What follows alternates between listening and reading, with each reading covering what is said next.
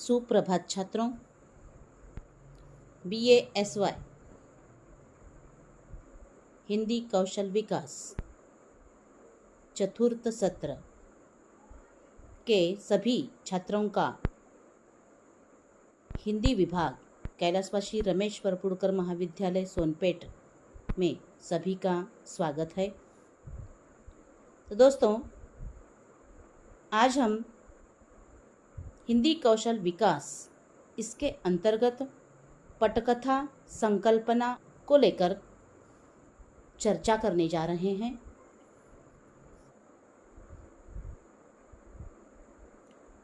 तो किसी लिखित साहित्य को दृश्य बिंबों और ध्वनि संकेतों के माध्यम से सेलुलॉयड को दृश्य श्रव्य माध्यम में परिवर्तित करके संप्रेषित करने की कला को पटकथा कहते हैं। पटकथा की प्रविधि का उपयोग सिनेमा निर्माण की प्रक्रिया में किया जाता है। इसे किसी भी सिनेमा का आधार माना जा सकता है।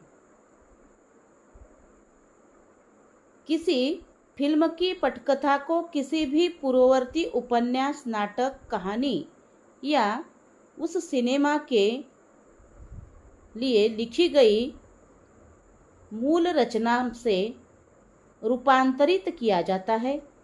इस प्रकार यह कहा जा सकता है कि पटकथा दृश्य, श्रव्य और कथन कला आदि को लक्ष्य करके लिखी जाने वाली विधा होती है।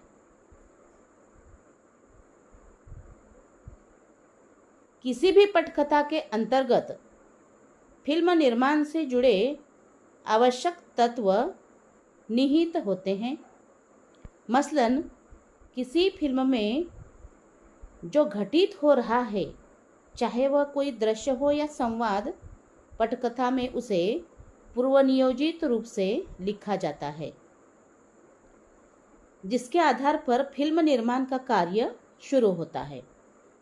अभिनय अभिनेताओं के क्रियाकलापों और संवाद किसी पटकथा के मूल तत्व माने जाते हैं। सिनेमा में पात्रों को संवाद बोलते और अपने हाव भाव आदि क्रियाकलापों से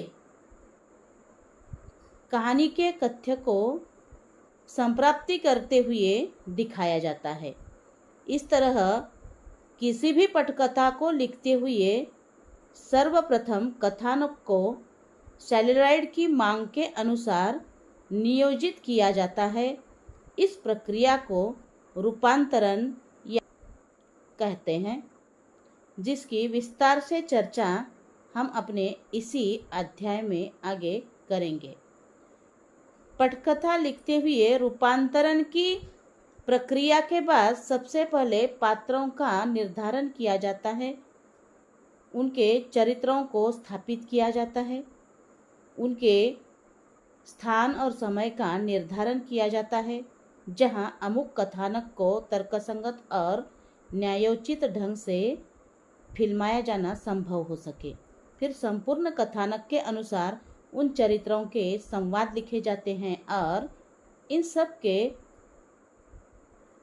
समेकित रूप को सेलुलॉयड पर प्रस्तुत किया जाता है। इस पूरी प्रक्रिया को पटकथा या स्क्रीन प्ले का नाम दिया जाता है।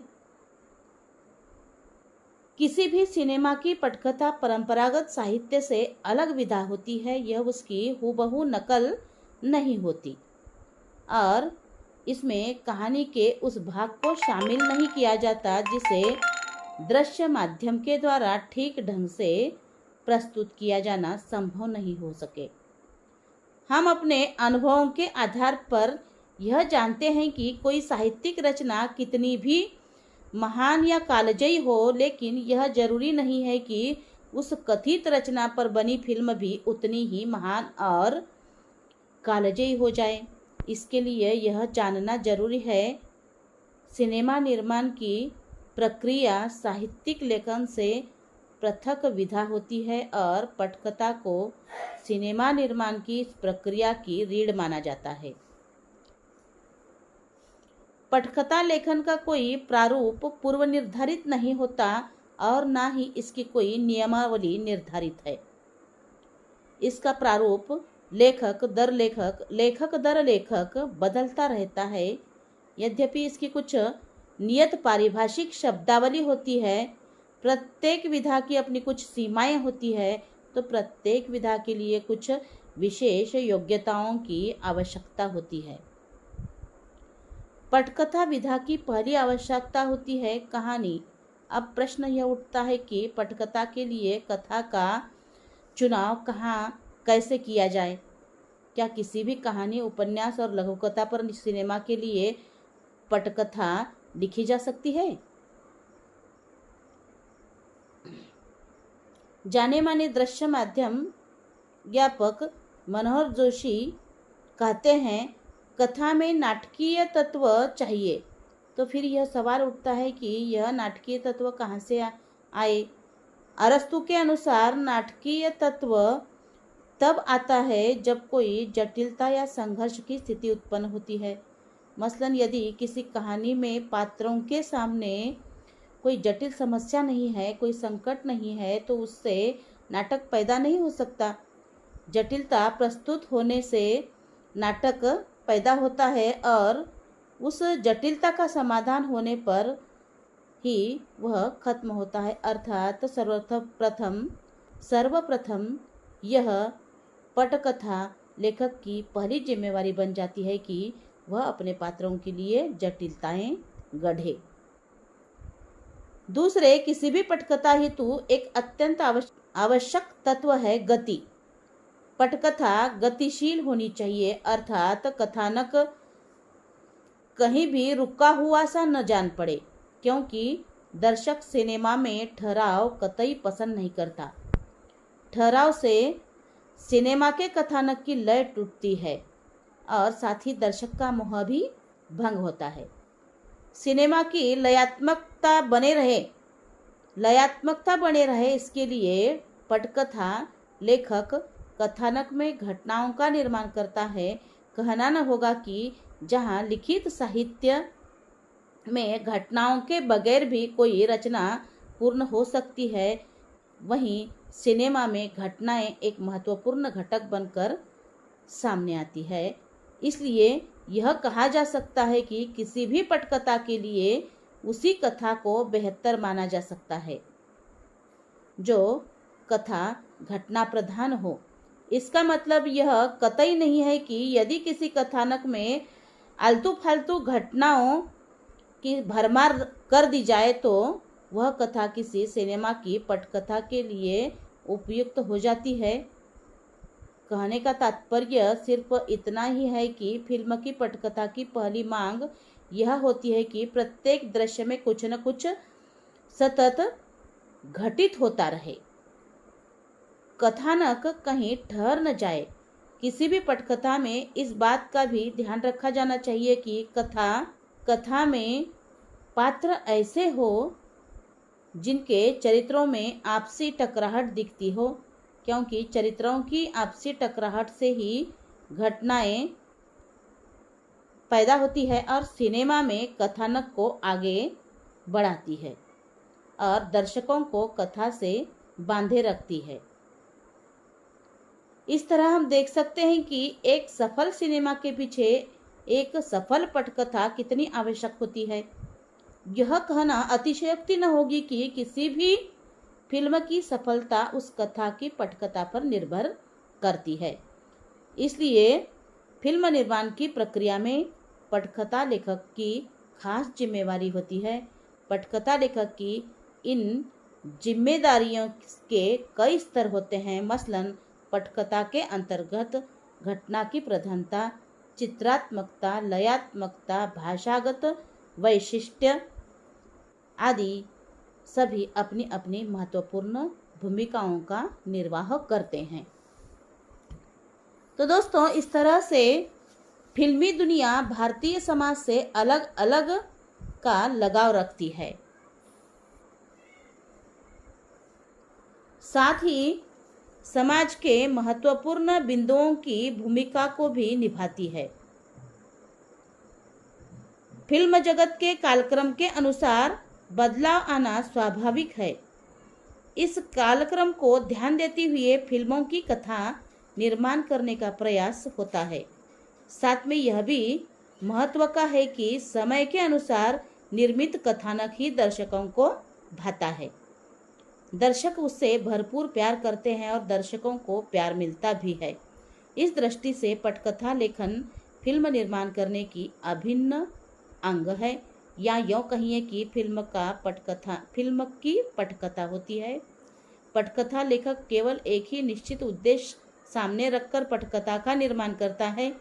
पटकथा लेखन के लिए लेखक को आज तक की बहुत सी फिल्मों को बारीकी से देखना होगा।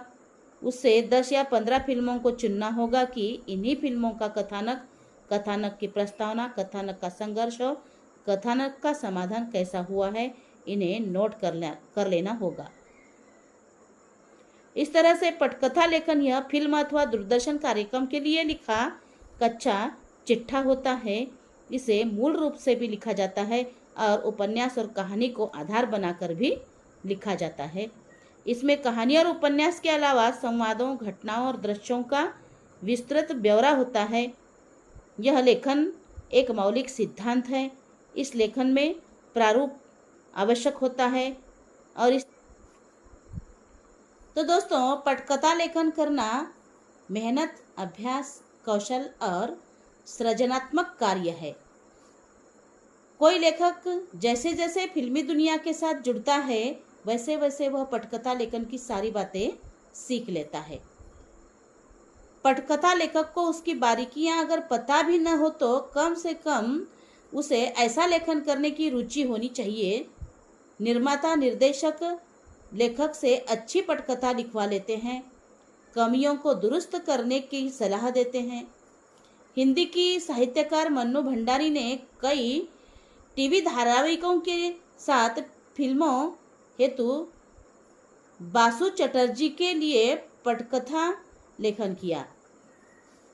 वे लिखती है कि इस विधा के सैद्धांतिक पक्ष की ABCD जाने बिना ही मैंने अपना यह काम किया और इसलिए हो सकता है कि मेरी ये पटकथाएं इसके तकनीकी और सैद्धांतिक पक्ष पर खरी ही न उतरे। फिर मैंने कभी यह सोचा भी नहीं था कि मुझे इन पटकथाओं को प्रकाशित भी करना होगा।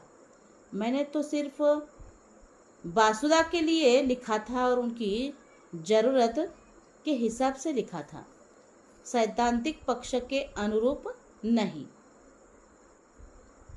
खैर, मन्नू भंडारी पटकथा लिखना नहीं जानती थी, परंतु उनमें पहले से मौजूद प्रतिभा, रुचि और बासु चटर्जी का मार्गदर्शन सफल पटकथा लेखन करवा सका है।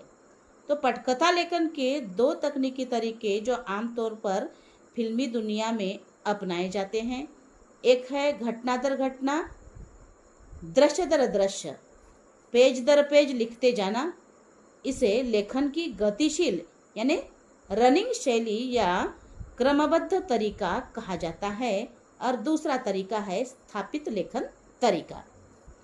तो दोस्तों, इस तरह से पटकथा की यह संकल्पना रही है। धन्यवाद।